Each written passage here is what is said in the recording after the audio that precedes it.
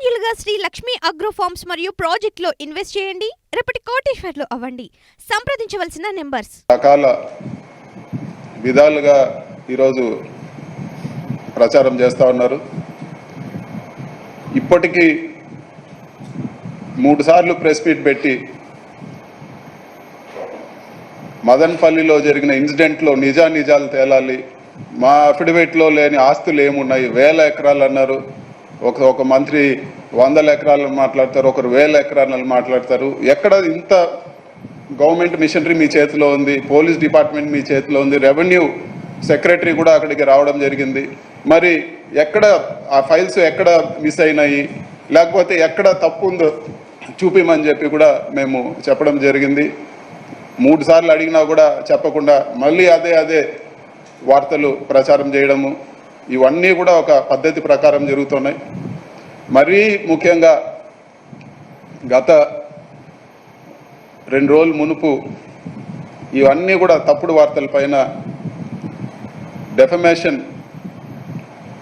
File చేయడానికి నోటీసులు ఇవ్వడం జరిగింది ఈనాడు యాజమాన్యానికి. ఎప్పుడైతే ఈ నోటీస్ ఇచ్చామో గత 2 రోజులుగా మరి మెయిన్ పేపర్లోనే పూర్తిగా అవాస్తవాలన్నీ కూడా ప్రచురిస్తూ ఉన్నారు. రకరకాలు అవి చూస్తే ఒక దావుద్ ఇబ్రాహిము లేకపోతే ఒక సినిమాలో ఫ్యాక్షన్ విలన్లు ఏ విధంగా ఉంటారో ఆ విధంగా రకరకాల కథలు రాస్తూ ఉన్నారు. ఇవన్నీ కూడా ఎలక్షన్ ముందు కూడా ఒక క్రమం, ఒక పద్ధతి ప్రకారము క్యారెక్టర్ అసాసినేట్ చేస్తూ రకరకాల దుష్ప్రచారాలు చేశారు. వీటికి కూడా ఆధారాలు లేవు. ఆధారాలు చూపిమంటే ఎక్కడ కూడా ఆధారాలు ఉండవు. ఇన్ని దుష్ప్రచారాలు చేసినా కూడా ఎలక్షన్లో గెలవడం జరిగింది. మళ్ళీ కూడా ఇప్పుడు అది ఓరవలేక ఇప్పుడు మళ్ళీ కూడా అదే పద్ధతి కొనసాగిస్తున్నారు. గత 2 రోజులుగా చూస్తే దారుణమైన న్యూస్ రాస్తూ ఉన్నారు. నేను ఒకటే చెప్తా ఉన్నాను, దేశంలో కల్లా అతిపెద్ద స్కామ్ ఈ మార్గదర్శి స్కామ్ అని చెప్పి కూడా తెలియజేస్తాను. సహారా స్కామ్ అనేది ఎక్కడ కూడా దీనికి సరిపోని విషయము. ఇవన్నీ కూడా నిజాలన్నీ నిగ్గు తెలిసే విధంగా ఖచ్చితంగా ఇవన్నీ కూడా పార్లమెంట్లో కూడా నేను రేజ్ చేస్తాను. ఆర్బీఐ కూడా ఈరోజు మార్గదర్శి బిజినెస్ మోడల్నే తప్పు పట్టింది. అఫిషియల్గా వాళ్ళు కోర్టులో కూడా ఫైల్ చేయడం జరిగింది.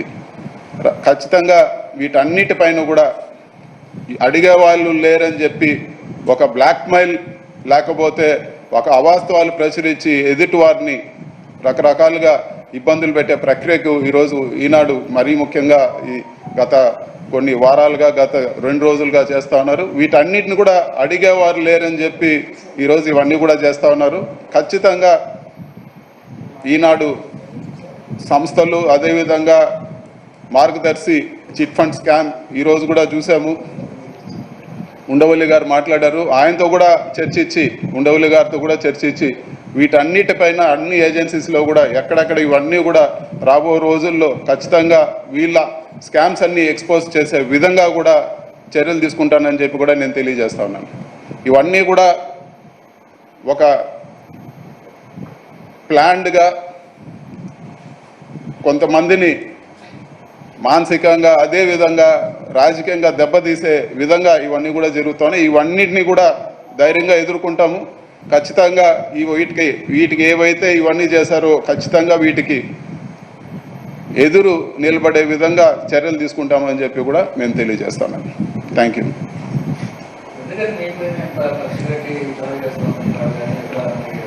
వాళ్ళని అడగాలి, మీరు ఈనాడుని వాళ్ళని అడగాలి. అసలు ఎక్కడ కూడా వాస్తవాలు లేకుండా ఇష్టం వచ్చినట్లు నోటికి వచ్చినట్లు అసలు అవి ఆరోపణలు కూడా దారుణమైన ఆరోపణలు అన్నీ కూడా చేస్తున్నారు. నియోజకవర్గ ప్రజలందరూ కూడా తెలుసు ఎవరు వ్యక్తిత్వం ఎటువంటిది అని చెప్పి.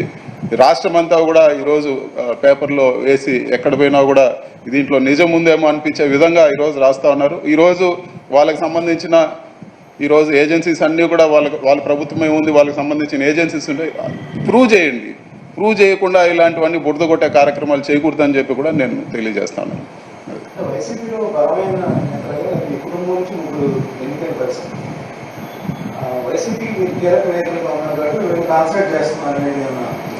అంటే ఖచ్చితంగా ఇప్పుడు చంద్రబాబు ఇవన్నీ కూడా చూస్తే ఈనాడు యాజమాన్యం చూస్తే మునుపే ఈ విధంగా కనిపించలేదు. గత కొన్ని నెలలుగా ఎలక్షన్ ముందు నుంచి కూడా స్టార్ట్ అయింది. ఇప్పుడు చూస్తే పూర్తిగా ఈనాడు మేనేజ్మెంట్ అంతా కూడా తెలుగుదేశం పార్టీ చేతుల్లో లేకపోతే చంద్రబాబు నాయుడు గారి చేతుల్లో ఉండే పరిస్థితి ఈరోజు కనపడుతూ ఉంది. ఎక్కడ కూడా ఈనాడు యాజమాన్యం ఈ పేపర్ నడుపుతున్నట్టు కూడా ఎక్కడ కూడా అనిపించడం లేదు.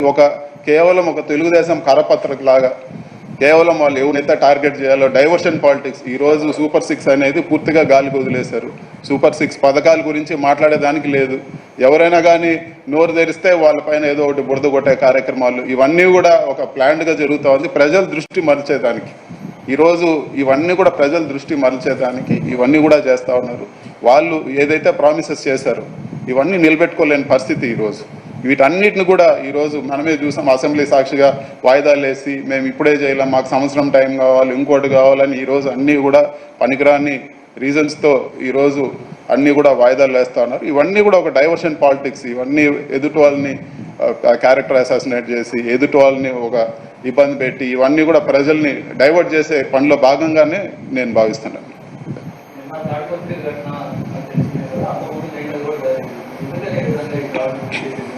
ఇది ఈరోజు ఈ దాడులన్నీ కూడా ఒక పైశాచిక ఆనందం. ఎలక్షన్ ఒక సంవత్సరం ముందు నుంచి కూడా చూస్తే లేకపోతే 1.5 year ముందు నుంచి చూసి ఎన్ని దాడులు చేస్తే ఎన్ని కేసులు పెట్టుకుంటే మీకు అంత రాజకీయంగా ప్రమోషన్ ఇస్తానని చెప్పడము, మీరు ఎన్ని గొడవలు చేస్తే మీకు అంత రాజకీయంగా మంచి ఉన్నత స్థాయిలో పెడతానని చెప్పి డైరెక్ట్గా లోకేష్ గారు చంద్రబాబు నాయుడు గారే స్టేజ్లో వాళ్ళ పార్టీ మీటింగ్స్లో మాట్లాడడం జరిగింది. అలా రెచ్చగొట్టినప్పుడు ఈరోజు అదే కంటిన్యూ అవుతుంది. ఈరోజు చేయి దాటిపోయే పరిస్థితి. ఈరోజు నాపైన దాడి చేసి మళ్ళీ నాపైనే హత్యాయత్నం కేసులు పెట్టిన పరిస్థితి. అంత దారుణంగా ఈరోజు లా అండ్ ఆర్డర్ కూడా ఉంది. ఈరోజు ఎక్కడ కూడా కంట్రోల్ అయ్యే పరిస్థితిలో కూడా ఎక్కడ కూడా కనపడడం లేదు.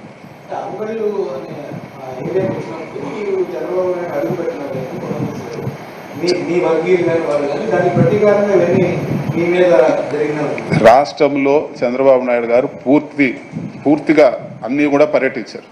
అక్కడక్కడ అడపా జరిగిన ఇన్సిడెంట్స్ పెట్టుకొని ఇవన్నీ కూడా ఈరోజు తాడిపత్రిలో కానీ లేకపోతే పుంగనూరులో కానీ, పుంగనూరులో ఎక్కడ కూడా జరగలేదు. తెలుగుదేశం నాయకులు వెళ్ళి పోలీసుల పైన గొడవ చేశారు, కానీ వైసీపీ కార్యకర్త ఎక్కడ ఉన్నారు?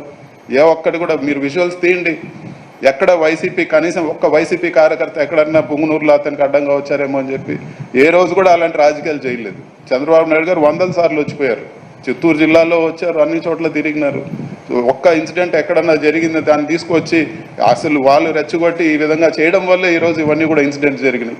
చంద్రబాబు నాయుడు గారు వాళ్ళ క్యాడర్ని రెచ్చగొట్టడం వల్ల అంగల్ ఇన్సిడెంట్ కానీ లేకపోతే పుంగనూరు కానీ, పుంగనూరులో ఎక్కడున్నారు? ఒక్క వైసీపీ కార్యకర్తలు లేరు. పోలీసులు కళ్ళు పోయే విధంగా వాళ్ళందరూ కూడా చేతులు విరిగే విధంగా బళ్ళు తగలబెట్టి చేసింది తెలుగుదేశం నాయకులు. సో ఇవన్నీ కూడా ఒక కారణాలు కాదు. ఇవన్నీ కూడా ఒక కక్షపూరిత వాతావరణం ఈరోజు రాష్ట్రంలో తీసుకొచ్చారని చెప్పి కూడా మనం ఈరోజు ప్రత్యక్షంగా చూస్తాం.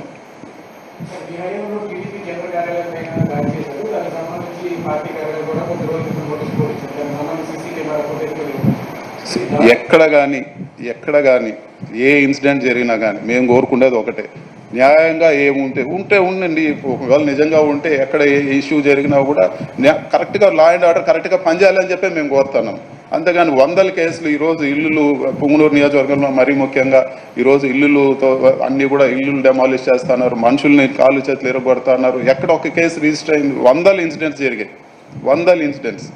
సో ఇవన్నీ జస్టిఫై చేసుకునే దానికి ఏదో జరిగింది, అక్కడ ఏదో జరిగింది, ఇక్కడ ఏదో జరిగింది అని చెప్పి ఈరోజు చెప్పడం సరికాదని చెప్పి కూడా నేను తెలియజేస్తాను.